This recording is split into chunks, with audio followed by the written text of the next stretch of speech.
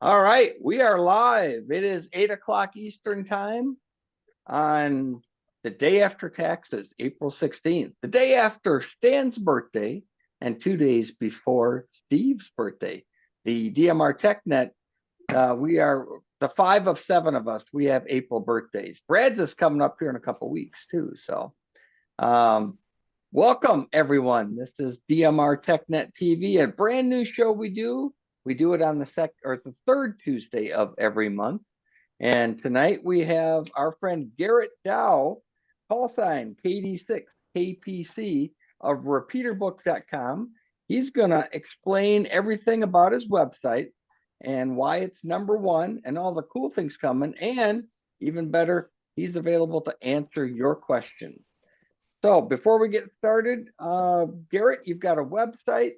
You've got a cool shirt you're wearing that says Repeater Book. I like that. And I think you said also you have a store that you will sell stuff. And correct me if I'm wrong, you're going to be at Dayton for the first time next month. That's correct. Yeah. Garrett, welcome to the DMR Tech Net TV. We'll let you talk as long as you want. We're recording the show. We'll post it on our website. And next month we have Corey Dean of Brandmeister, but we got to reschedule because he's got his daughter's softball game that night. So, but anyway, Garrett, welcome to DMR Tech Net TV. We will let you take it from here. Yeah. Thank you, Dana. Thank you for the invitation. Just went to the Orlando Hamcation in February. That was actually my first ham convention I've ever been to as a ham, and I've been a ham since 1992. So I just never done that and had a blast. Brought in our app developer from England. He came over and got to meet him in person and meet all the friendly folks at Orlando. And then so I figured Orlando was so much fun, might as well try Dayton. So just kind of a shout out to RT Systems. We work a lot with RT Systems, and you can't get a booth this late in the year going to Dayton, but they're giving us a quarter of their booth. So we'll be out. So if you make it to Dayton, come by the RT Systems booth and you'll see RepeaterBook there. So so very pleased to see that the vast majority of hams seem to have heard of RepeaterBook. I don't know how much I mean, people go and poke around, but things are always changing, so it's worth coming back often. A little bit of history on RepeaterBook. I started it back. Well, it started as nwham.com back sometime after Al Gore invented the internet, so 2002, 2003. I started out with a Kenwood TM733A. If anybody's had one of those radios, dual band, had a removable face, that was all the rage back then. If you had an Alpine car stereo, people would steal them, but you could take the face off it and take it with you. And so Kenwood was doing that with their ham radios. And every once in a while, when you put that face back on and it power up, it would short something and wipe all the memories. And then you'd have to reprogram it by hand. So I had this handwritten like Excel spreadsheet of all the frequencies in there. I had to go back in and program by hand. And then I decided to put that online. So it started out in the Portland area with just putting the repeaters I used online as a reference for me. And then I put in the whole state and it was just for me. And then ham out of Canada said, hey, can you do that for Alberta? Can you put all of Alberta on there? So I did that, and then we came up with a website name and launched RepeaterBook. If I remember when I got my license, the first week after I got my license, I was 18. My dad drove me down to Burbank HRO. It's not even there anymore, I understand. And we bought a Linko DJ F1T handheld. And I remember it was a little blue miniature, ARRL RepeaterBook, repeater directory. And got home and started going through repeaters, and half of them didn't key up. And so I had pencil marks next to the repeaters, which ones worked and which ones didn't. And that is kind of the idea with RepeaterBook, is trying to filter that out so you don't have to line out all the repeaters that don't work year after year. We're trying to actually track what's working and how it works, and especially when it comes to DMR. With DMR, it's more than putting in a frequency and offset and a PL tone. It's a lot more. You need the talk groups, you need the color codes, you need the slots for each one. And so that's been the challenge that we've been working on especially hard over the last 6 months to make work. We were collecting ad hoc data here and there, and it was kind of hit or miss what we were getting. But recently we started working with radioid.net, which is where everybody has to go anyway to get an ID to run a DMR radio. And they also hand out IDs for repeaters, and they have an area for repeater owners to put their talk group info.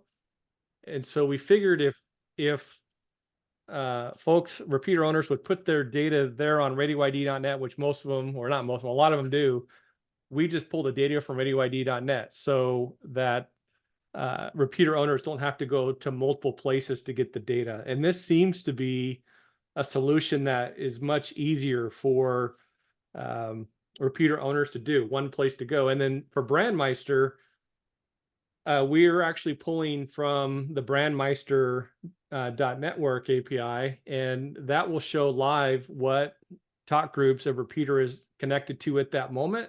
And then repeater owners also put information on Brandmeister about what time slots to use for different purposes. And so we pull that in. So Brandmeister is a little bit more automated, I guess, on their side than radioid.net, because radioid.net requires somebody to go in and put it in.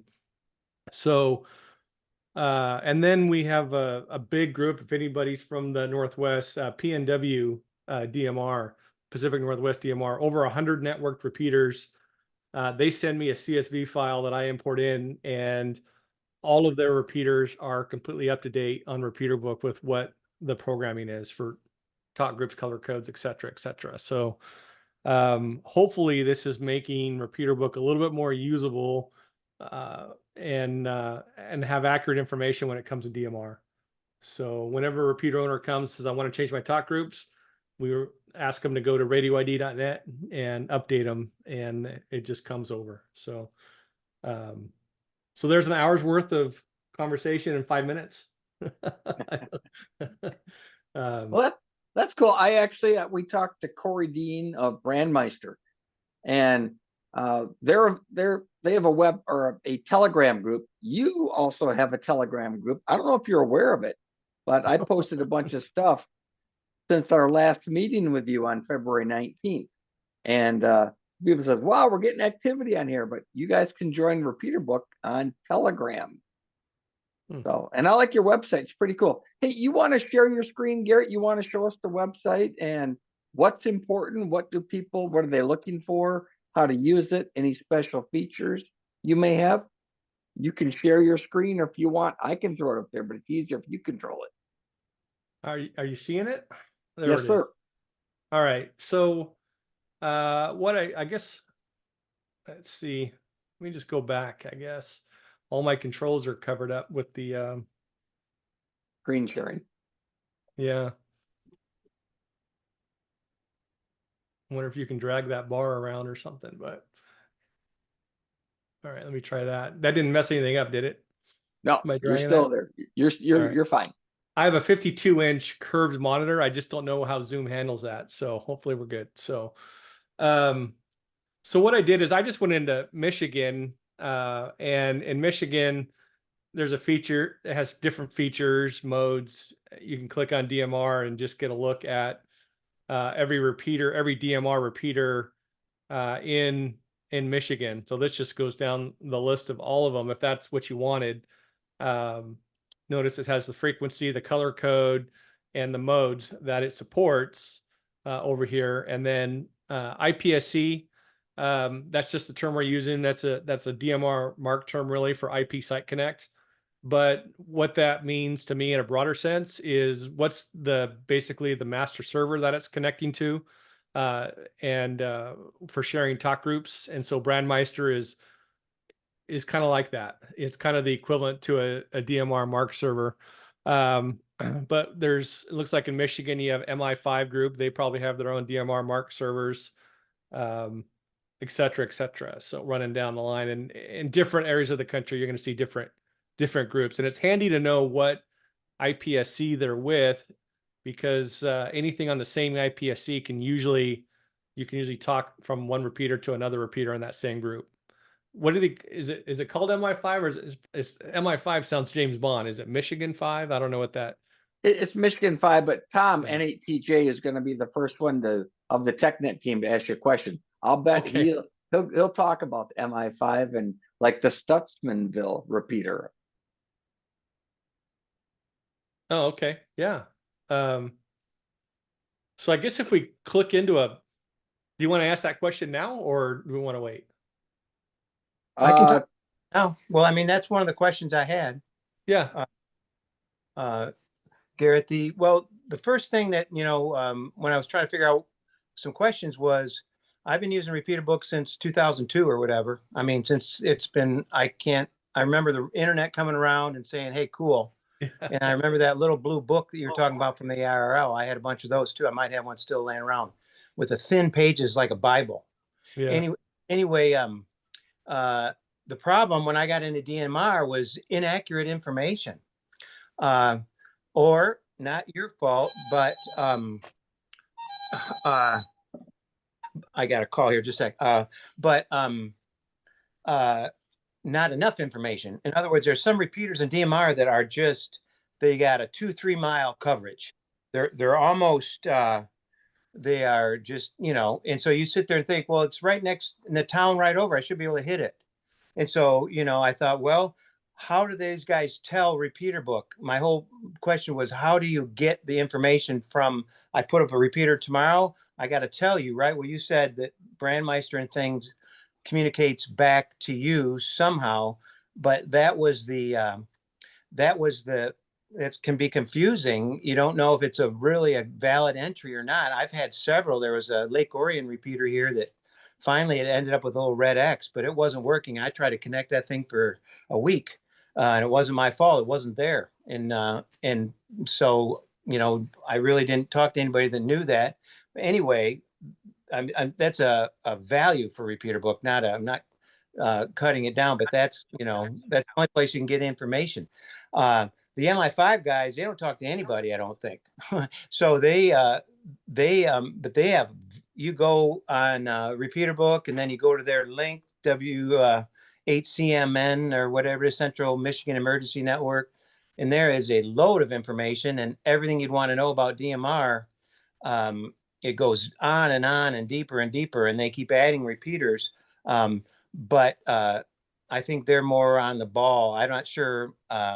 I mean, it's a well-run organization, all those MI5 repeaters, but there's hardly anybody on the network, and nobody in our group really knows anybody that has anything to do with that, at least yet anyway. So my question was, how does the information stay up to date? Is it up to the repeater owner, or is it up to the system that RepeaterBook connects to these networks, like Brandmeister or I mean, they're the ones that most repeaters route Brandmeister. Nobody really routes. There's one or two, the Stutz repeater. Actually, it's not called Stutz anymore up north. That routes one TGIF group, but that all is dynamic, Garrett, that it all gets uploaded to RepeaterBook, and they have to push a button or something, because usually if a repeater seems abandoned, like what's going on with his repeater? Is it there? Is it not? Is this information right? Probably the operator is AWOL, I would imagine, and he doesn't care about it or something. That never used to happen. It happens with DMR now, I have found. So I don't know if that's a question or a comment, but I guess I wanted to understand better that it does connect through, and there's a dynamic update of the repeater listings. Is that in place right now? Is that right? Well, not yes, no. So where it actually is happening, which isn't too relevant to the United States, but for example, the Royal Society of Great Britain, they coordinate all UK repeaters. I just want to give an example of the best model that's out there. So, and they list all of their repeaters online, and if your repeater goes off the air, you have 6 months to fix it, or they wipe out your coordination. Their data is really accurate, and I update data from their website with an automated tool about once a week. And so if you were looking at the UK, their data is accurate within the week. And but in the US, what we're doing is, some people would say crowdsourced, but we're not crowdsourced because we have admins that moderate. In fact, I can see K2SGT is on here now, Steve, one of our admins. And so Steve is a volunteer among about 80 US volunteers who will take repeater updates, other requests, add requests, and they'll look over them to make sure they look good.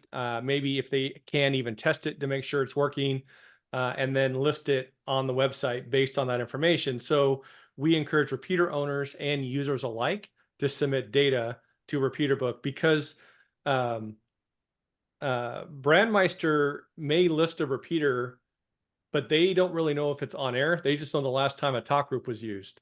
So we don't pull automatic repeater listings from Brandmeister. We pull data about the repeater from Brandmeister, but we don't add or remove repeaters from RepeaterBook because of the Brandmeister listing or even RadioID.net.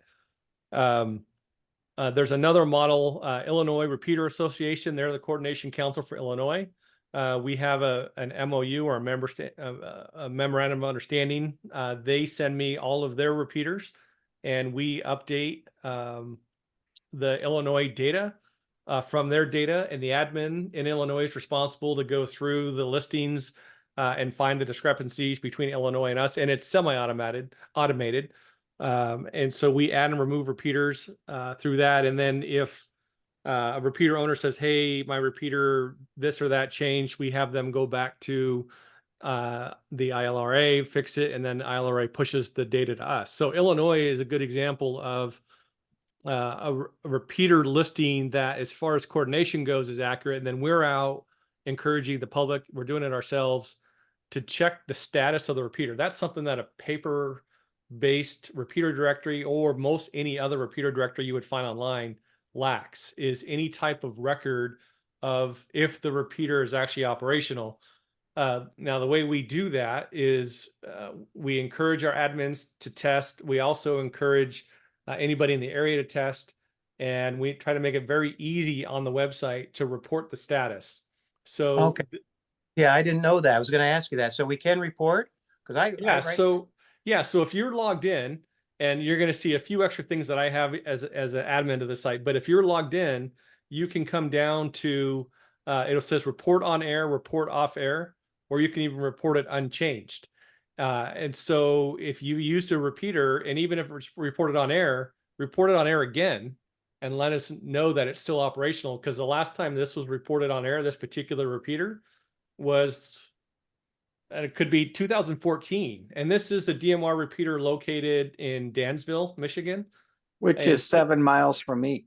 Yeah. So if it's working, here's another way to do it. So this is very important. Last updated 2019. So we have more. So 2019, we got an update. That's the last time it was reviewed. It's been over 2 years. So we're asking if it's on air, click on air and click update, and it'll automatically roll that reviewed, updated date up. And so that date to me is a confidence date.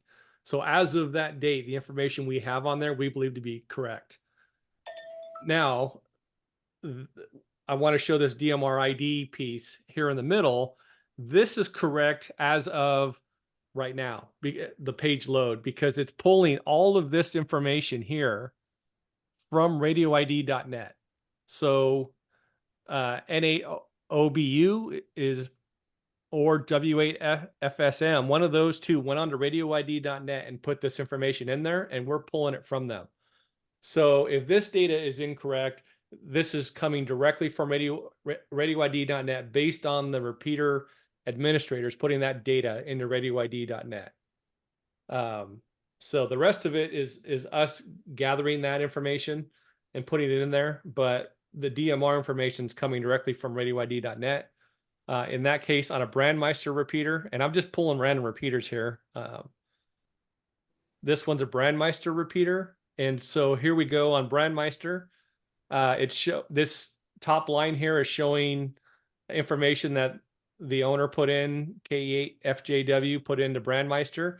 Everything down below here is coming directly from what that repeater is connected to on Brandmeister. So these are all live connections. This little blue icon is actually an ear. So you can click on one of those and it takes you to hose line where you can see that talk group on the hose line. So it's just a quick link into hose line. So you can listen to the repeater right there on your web browser. And then all this information down here about time slots, etc., are all things that K8FJW put into Brandmeister. Okay. So what I'm hoping is that makes it more accurate because we're pulling live information right from them. That's awesome. Yeah, Garrett, that was Brad, who was 2 months ago. He was with you and Colin as repeater owners when you came on our show back in February. Yeah. Yeah, working that out. Yeah. And so we've been working with this Brandmeister, and this radio ID setup is good for single repeaters, medium sized repeater systems. We have a different format, a CSV format that's good for these 100 repeater systems. And there's only 2 or 3 of those in the country, but what we're hoping is this is much better than it was before, because before what would require is somebody to come in and tell us each one of the talk groups, what time slot it was on, what the talk group number was, and then is it full-time, part-time. And I think that just gets to be, I mean, you got to update your own website, you're updating radioid.net, then you're updating RepeaterBook. So we're just saying update radioid.net and we'll just pull it from there. Okay, so if there's the W8JIM repeaters, there's like 3 of them around Oakland County here. None of them are on RepeaterBook. None of the repeaters are? Yep, he's got 3 or 4, and they're great repeaters. And you have to go to MIARC, Michigan Amateur Radio Repeater Council or something like that, and then they're there. So I always wondered, what's wrong with that? If I told you about them, would you put them in there then, or does that guy have to do it? No, we'll do it. The way we operate with ham radio is if the repeater is on the air, then we want to list it. It's free. I mean, it's free game. It's on public domain territory. It's beaconing its existence constantly, and whether or not the repeater owner wants us to use it, we should respect that. But to know what it is and where it is, I think that's information that can be very helpful to the amateur radio community. So if it's there, like you said, it's fair game as far as I'm concerned. Yeah. I mean, I don't know why. I bet it's because, well, I already update this and that and the other thing, so like you just said, he doesn't bother to do it. But there's a couple guys around I can ask, and I was going to ask him if I ever talk to him on the radio, why they're not. But if we could put it on there, they're very good repeaters. And you're right. I mean, literally from my house, I have trouble with repeaters. I'm in an area that's got hills around it, and there's only so many I can hit. That Danville repeater that Dana just mentioned, if Dana got on that repeater, I could hit a repeater on the MI5 from my house and talk to Dana direct on the repeater without a hotspot, which to me is valuable if I didn't have internet connection or he didn't. So in the event of a public emergency, those 3 or 4 good W8JIM repeaters, people need to know about them. Most hams probably do. They go in and they dig around like I did and figured it out. I scan all the time looking for signals and find out a repeater I didn't know about, and it might be on RepeaterBook either way, but I didn't know about it. So anyway, I appreciate it, Garrett. Thank you. Yeah. So I put the link to the MI5 group in the chat. And the thing that's important about using the MI5 machines is they want you to subscribe to a very low volume mail list that they will use to tell you if you need to stay off of one of the time slots because they're using it for a statewide event. Cool, Yeah, it Dave. looks like Thank the you for website I sharing. have is changed, so these all need to be updated. Yeah, Uh, I put the link. I put the link to the website in there. The first website is to the main CMEN website. The second link is to the MI5 list of all of their repeaters.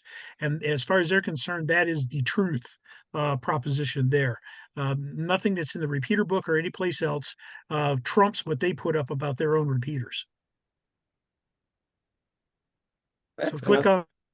click when you brought that up, go to the DMR pull down and go to the MI5 list.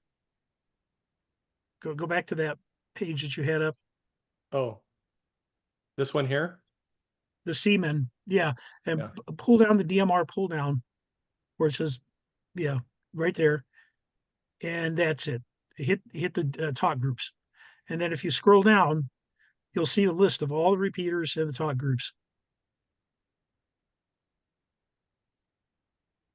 Very cool. So another cool thing with the MI5 is they also have the MI6 WAN network, Yes, which is amateur radio over the internet. So they can literally send emails to Lansing in a state emergency as long as they're unencrypted. Or the city of right, Lansing for those emergency comms. right, and the goal of the MI5 is to get all the repeaters connected using microwave links, so they're independent of the internet. Cool. See, you learn something every day.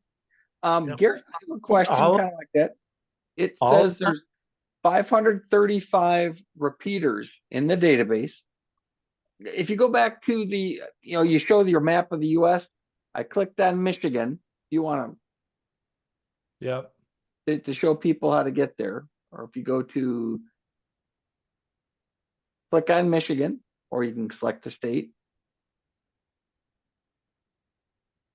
And there's how you can, differentiate. But I noticed one thing. I don't see TGIF. We do a lot of stuff on TGIF. They're not listed on your database. Is that correct? They are. So link systems, is that what you're looking at here? The link systems here? So usually Go ahead. DMR isn't, these are really supposed to be analog link systems, not so much DMR, but I guess if some of these are microwave together, then they're on here. But TGIF isn't Florida, or is that more Florida, Georgia area? I'm trying to remember. Stan? Well, I mean, Robert is in Florida, but it's pretty much the entire US and some stuff in Europe. So we're just getting started with that right now, but we have several Michigan groups that are on the MI5 network. Just searching on TGIF to see what comes up.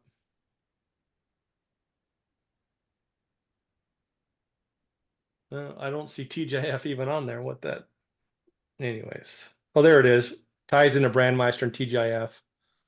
I don't know. I just was searching on TGIF to find TGIF, because once I find a repeater that is, some of these And have by the way, what I love right there, that open street map, is that the repeater, the coverage map for that repeater? yeah, so it has a circle around it because somebody reported that it has an estimated 15-mile radius. So there's a couple things you can do with that. You can add a propagation report if you're you can come on here and you can click on the map where you are and put a dot on it, and so others can see what the propagation is, or likely to hit it from a certain location. So that can definitely be helpful in that. We do have it's called signal factors, and these will show up on there. So if we can get information on the height of the repeater, above terrain, above sea level, power, ERP, gain, and direction, we add that too. So that can help. Of course, it's an S meter reading. I probably need to put an RSSI on there for digital repeaters. But what about remote receive sites? Do you have information for that? it would be in the notes if there was remote receive sites. 'Cause Like I in know these that notes can there. greatly affect the repeater's range. Oh yeah, yeah, that would make it seem like it has a much larger footprint with multiple receive sites. Anyway, Well, Garrett, yeah. here's a question tying in with Brad. His Thank you. club is possibly going to move their repeater to a different location. When that We're happens, not- how do they update But that? we're not moving our repeater. Our main site is staying. We have a main site, a north site, a site at the city airport, not DTW, the Coleman A. Young Airport in downtown Detroit area, and Detroit. And then we have an east site. We're possibly moving our north site somewhere else, not our entire repeater system. Our main site that's reported on RepeaterBook is not changing. Thank you for the clarification, Brad. Well, I think it's worth noting a program we have called Record Custodian. We didn't want to confuse that with trustee, which is more of an FCC term. So this is basically, if you will, the trustee of the listing on the web page. So we call it a record custodian. For this particular DMR repeater in Folkston, Georgia, AB4KK is the custodian. And what that does for a repeater owner is if we make an update to the repeater, they get an email letting them know that there was an update made, because maybe somebody said, I can't hear this repeater, it's off air. They report it off air, but it's really a setting issue on their radio. And so we're putting it off air, but it's not. And so they'll get a notification that says, hey, we put it off air. They can come back in and make the correction back to on air, or we'll just lock it out so that people can't make those changes. But they can also go in and update some data, like the website, the color code on the repeater, any links it has, the signal factors, on air, off air. They have more access to make updates that are completed immediately upon the submit button and are not pre-curated by an admin. So it's a program for repeater owners to take more control of their RepeaterBook listing and receive all notifications about any changes made to the listing. So if you own a repeater and you want to be an RRC, RepeaterBook record custodian, you just come in and claim it. You'll have an RRC button. You can just claim it, and then we'll approve the claim, and now you have additional control of that listing. So I just noticed something on that site you have right now on the screen share. It's an All-Star link, and I know Stan down in Florida, he does a lot of stuff with All-Star link. Stan, how do you find information on that? Do you use RepeaterBook or? Well, I generally just go out on the All-Star Network and I do a search, and either I'm looking for calls or find out who has nodes and where they are and other stuff that way. That's what I usually do, is just, yep, and that's what you got right there. Yeah. I got to that by when you click on the All-Star node, it'll open up its All-Star page on the All-Star website. Wow. Wonderful. So Garrett, is there going to be any updates or new capabilities in the apps for phones for either iOS or Android? I use your phone app all the time. Of course, I don't get this kind of information or depth, but any plans for the future or the near future? I'm glad you brought that up. RepeaterBook Connect, we call it RB Connect for short. This is a brand new feature that we're bringing out that with certain radios will utilize the cat controls on the Bluetooth to transfer a repeater from the app into the VFO on the radio. And so this is a list of the radios and modes that we can currently control. Let's see, there's no DMR radios on there because I don't know of any DMR radios that have Bluetooth control of the VFO, but if we, came across one of those, we would add it. So there are projects out there that are similar to that R Finder radio. Is that the BT1? Do I have that one right? You familiar with that? So Yep. there's a competing The project B1 out there. B1 Plus. Yeah. So there's a competing project out there with a similar device where they're looking at creating an app on that device that would use RepeaterBook. So just like how RFinder is the frequency and repeater data source for that particular unit, this would be one that Yeah. uses RepeaterBook for that data. So it's I think it's they have a Facebook group, so I don't think I'm saying too much because we've agreed to allow them to use RepeaterBook data to develop an app to control that radio. So it's something they're working on. I don't know the time frame. They have a Facebook group and probably a website that's talking about that project, but that's not specifically a RepeaterBook project. That's another group doing that, but looking to use RepeaterBook data to power that radio. So that would be the only DMR project specifically that I'm aware of out there. But if you have any of these other radios on the screen, we have the ability today to control those radios. And the plan is by Dayton, which is a month away, I think I catch a flight, that this will be ready to go and available as an add-on option within the app. There's some links on here. You can go to YouTube and actually see me controlling a radio with it. I think it'd be pretty neat for guys that are traveling. You have your phone up in your cradle on your dashboard or whatever. You have your radio going. You don't have to keep spinning the dial to get to the next repeater and putting in the PL codes. You just press the screen and it's in the VFO with the PL tones and offsets already to go.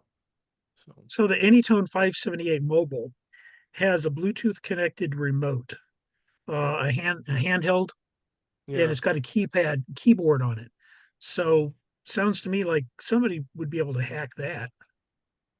I'll have to look and see. There's a whole culture out there in amateur radio of hacking these radios. So if someone's figured it out, I mean, that's where we're getting the Kenwood stuff from. There's a whole website out there of a guy who reverse engineered what Kenwood didn't publish anywhere about how to cat control over Bluetooth, their stuff. And so we've tapped into that stack and are doing it. ICOM, if you have a 5100 or a 52, you can control those and even program the memories from their app.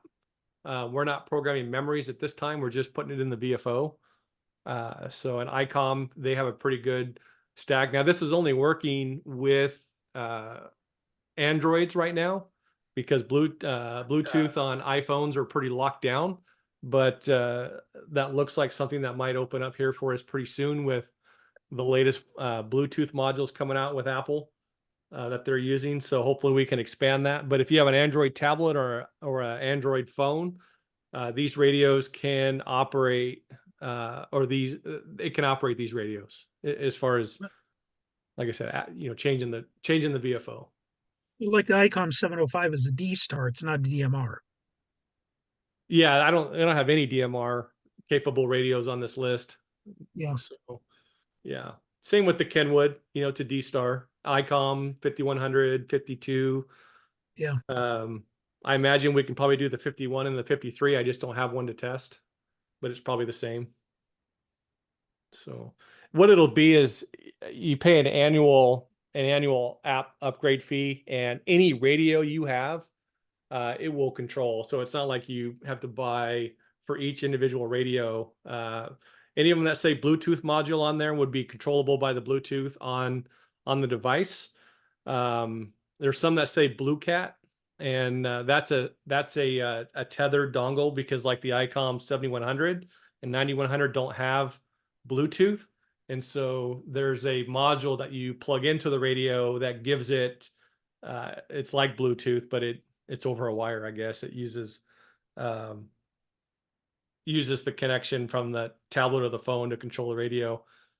So that one doesn't require a subscription. You just buy the dongle and you're good to go. So technology getting better. Steve, did you have a question? You're muted. No, no, I don't. Okay. How about Brad? Do you have any further questions? I don't think so. If I remember right, a few months ago, Garrett did a presentation at my club as well. HPARC or Hazel Park Amateur Radio Club, if I remember right. I don't know. A couple months ago? I don't remember. Sorry. Yeah. I vaguely remember your like beginning of your presentation from somewhere else. I'm like, I've seen this somewhere. Well, he was You know, on the TechNet 2 months ago. Yeah. yeah, that may have been it too. I don't remember it. I've got a lot going on. Okay. Hey, if you guys have questions, get them ready. Rick, final member of our TechNet team here. Rick, do you have any questions for Garrett? On. Sorry, no, I don't. I've been working outside all day, so I'm pretty well spent. I do want to show one of the things that I've been working on for a long while is creating files that you can export from RepeaterBook and bring into your CPS.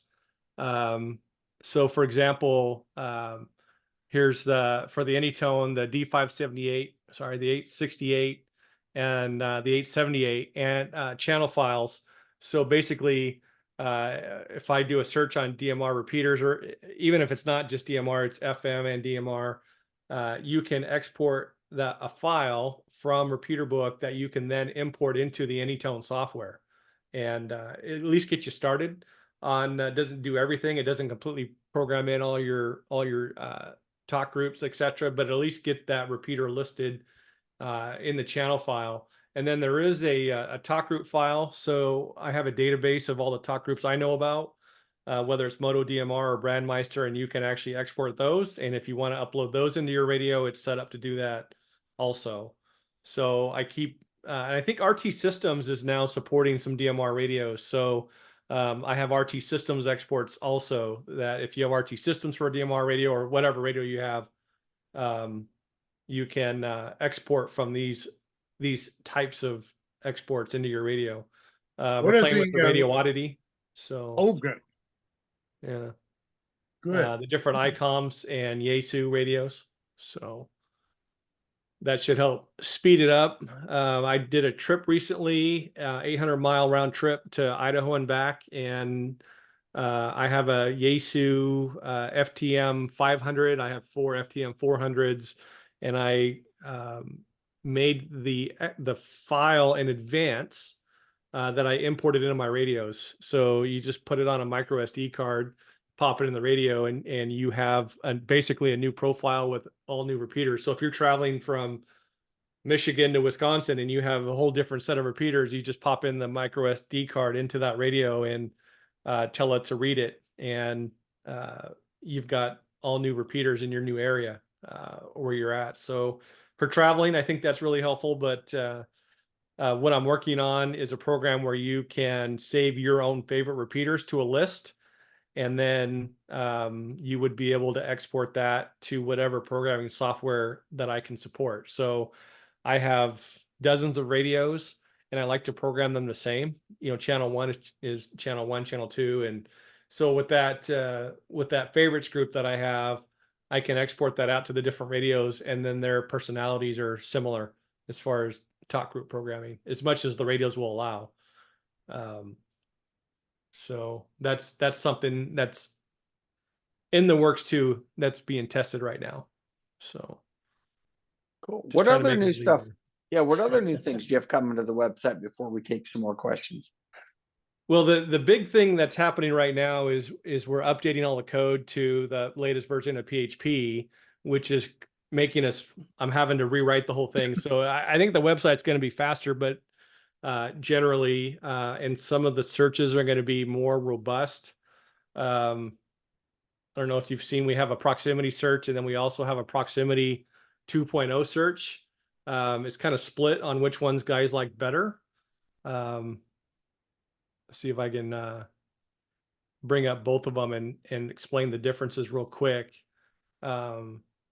Our searching based on counties, multi-county, has been updated. in the last 2 weeks. So a proximity search, the old search here, you put in your city and state, and you could choose 2 bands and as many modes or features that you wanted. On the 2.0, you can check any combination of bands that you want, any combination of modes, any combination of features, any combination of emergency net. So it's a little bit more robust, and it mimics what the app does. This latest search that we just rebuilt is the county search.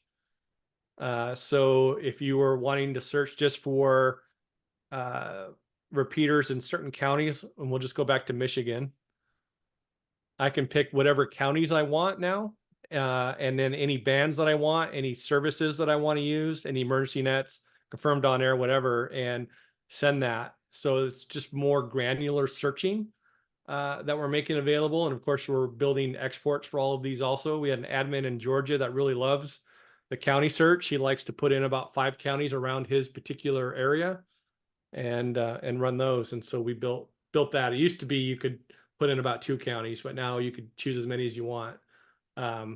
It's interesting when you look at Texas, because I don't know if anybody has more counties in Texas, and Georgia has a lot, but Texas by far has the most counties. Goes on and on and on. But the system would allow you to select every single county in that state, and it'll run a query on them. So just more robust. States, kind of a similar thing. You can pick multiple states now, including Canadian provinces. You can choose, and so if you're going to go on a trip that goes through several states, you can click on that. And that does remind me, we're working on a point-to-point. So you put in that you're going from Denver to, let's just pick Nashville, and when I have it done, it should be able to give you repeaters along your travel route based on geolocation. Right now, it's based on interstate that it's along, and people actually submit them to be included, but we're going to do it based on the repeaters on air, and it's within 10, 15 miles, whatever you choose of the interstate, and it would populate that list based on that Google travel directions. So that's in the hopper. So always trying to do something. And this is all done by you guys asking for it. So when you guys ask for it, that prioritizes it, and I build based on that. So if we have a suggestion, how do we get that to you on something for your website? Yeah, so you just go to the homepage, and there's a admin contact, and you just send me a message. So right there. Alrighty then, cool. I'm gonna be put in. Oh, Tom's getting Our excited. friend Ralph Gale 3BCB also, we showed him about the RepeaterBook and how to download the an area in Germany so he can put in the repeaters into his radio, and he really liked that. Germany, I've got a really good admin, and German and Austrian data is really good. You got to remember where Germany is. Belgium, since I'm gonna go there next year, right? Where's Switzerland? See, there we go. So Austria, Hungary, we're right there. Yeah, they'll just take you to Florida and It's say to you're in the Germany, go and to you'll the never know. east. Oh, I just worked Hungary on 20 meters last night. Wow. Germany has a huge DMR network. I mean, there are lots of DMR repeaters in that country. So I'm just scrolling Germany right there, and they comes back with 491 repeaters just on DMR. Wow. So, by the way, Ralph will be watching this probably tomorrow morning when he gets up, and he's our friend over in Germany that hopefully you guys can connect. Does anyone have a question in the audience? If so, unmute yourself, and let's see who's has a question for Garrett. We got about 11 minutes. I don't have a question, but I was licensed back in 2003, and I remember one of the first things we found that was great use was RepeaterBook for this area. So thank you for keeping up with the site. So this is the overall stats on the website. We're tracking 36,000 repeaters right now. But as I scroll down, I have a pie chart, and I'll see if I can blow that up a little bit here to make it easier to see. Does that work? Yes. Oh, yeah, yeah. So this is just modes by digital that we're tracking. So DMR, 4,400 repeaters. System Fusion is in second place with 3,700 and D-Star with 2,400. So this kind of gives you a breakdown of where the digital modes are. And there's M17 is coming up with 31. They're making a big push right now. And then this breaks it down by US and Canada, who's got what as far as repeaters. So then we're looking at digital versus analog. So 68% is analog and 31%, almost 32% is digital. That's a Wow. interesting fact, right? That's We can very watch that interesting. change. And then this is the what I call the digital repeater add trends.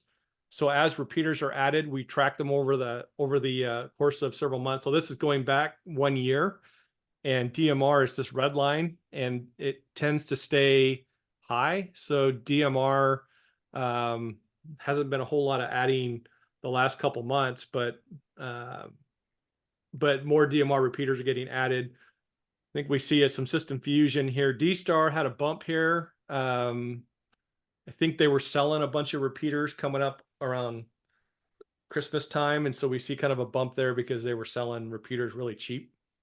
But Yaesu System Fusion was They gave them out with the ICOM or something. ICOM had a whole bunch. So, but so this is showing kind of the trends of what's going on as far as new repeaters with those modes. We've even seen, and I don't track this, but some DMR repeaters going back to analog.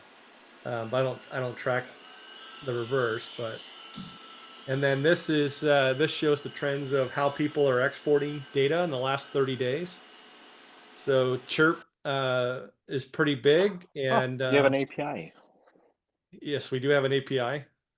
Obviously, that's the biggest puller of data there, right? So, but Chirp is pulling a lot and off the app, and then RT Systems off their app is really coming up. There's a lot of chatter about RT Systems, and they've got a pretty good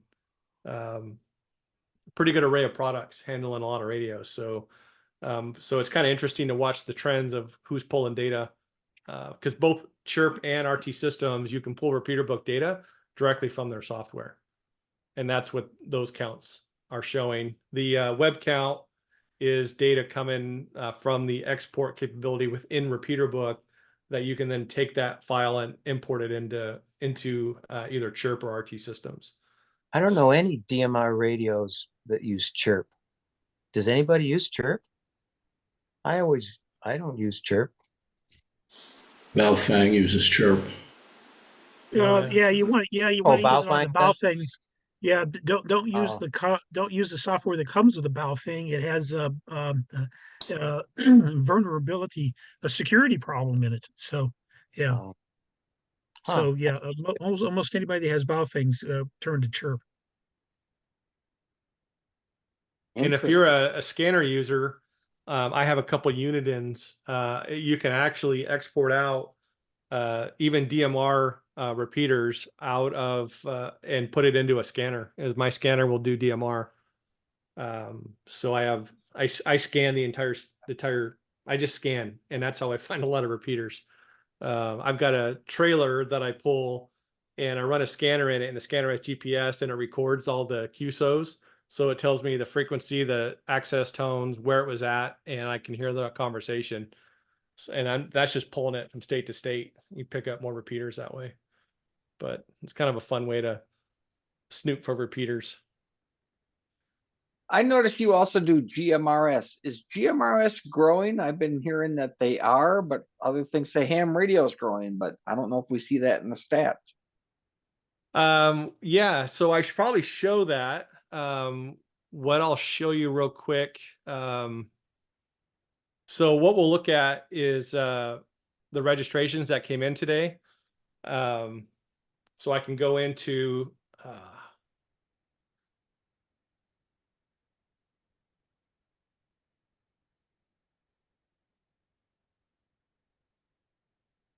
So these are the registrations that are coming in today.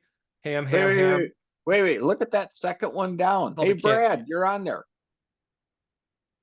Oh, you just registered? There you go. So, well, and now I got people's email addresses on there, so maybe I don't want to do that. Let me see here. Let me go see if I can. There we go. Now they're not showing. You can see the username is the call signs, and this one will get bumped because you have to have a ham or GMRS call sign. So we're seeing there's two, so we can see the GMRS call signs coming in. Wait, there's Herb. So it's not 50-50, but there's certainly a lot of GMRS registrations coming in. So, but they don't have nearly the footprint, obviously, of what ham has. So, but yeah, I don't know if that answers your question on that. I have a question. Go ahead, Ed. Yeah, do you have any data on activity levels on repeaters? I may have missed that. I was kind of paying attention to something else, but activity level on repeaters, any data on that? Nothing automated. You know, there is a way to go into a repeater and declare if it's active or not. You can review it, but rarely done. I don't think that many people do the review, but I don't have any digital way, you know, to track that. I mean, D-Star maybe. You could go in and look at that, but I was working on something. I'm just not sure how popular it would be, but if I was using the app or whatever, and I was on a repeater that you could press a button that basically says I'm here, and anybody else that was subscribed to get those notifications within, you know, so close of you would get a notification that says so-and-so's on a repeater. I don't know if would be more of a gimmick, or would it be, you know, beneficial to know that somebody's actually there? Because we know the problem right now is everybody says none of the repeaters are being used, but is everybody listening and no one putting out their call? I don't know. But yeah, no, I can't really tell you. Yeah, The hot ones. So. There's such an overwhelming amount of infrastructure, and on some repeaters there seems to be so little activity. We have one at Michigan State that gets used every Thursday night at 8 o'clock, and that's about the size of it. So it was just something I was curious about. Yeah. So you can sort and see all kinds of stuff on there. Who else has a question? Dave, you got any more? Dana, I got a quick question for Garrett. This is James, NATMP. Hi, Jay. Go ahead. So when you go ahead and if I click on Michigan, it says there's 535 repeaters found in Michigan. If I go and try to export that, say, to the Anytone 578, I look in the Excel file, it only shows 464. It doesn't show all 535. Now I noticed that with the CSV file too.